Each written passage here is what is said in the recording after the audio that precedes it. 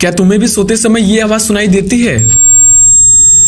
पर क्या तुमने सोचा कि ये आवाज किस चीज की है? तो देखो, इसे टिनाइटस बोलते हैं। तो जब भी कोई आवाज हमारे कानों तक आती है तो कान उस आवाज को इलेक्ट्रिकल सिग्नल में कन्वर्ट कर देता है ताकि वो ब्रेन के पास पहुंच सके और ब्रेन समझ सके कि ये आवाज किस चीज की है। अब इस पूरे प्रोसेस में हमारे कान का एक इंपॉर्टेंट पार्ट कोक्लिया काम आता है। इस कोक्लिया के अंदर छोटे छोटे सेल्स होते हैं जो आने वाले आवाज से वाइब्रेट होते हैं और उसे इलेक्ट्रिकल सिग्नल में कन्वर्ट कर देते हैं। पर कई बार तुम ज्यादा तेज से आवाज सुन लेते हो, जैसे डीजे के सामने धुन तड़ाक नाच देते हो,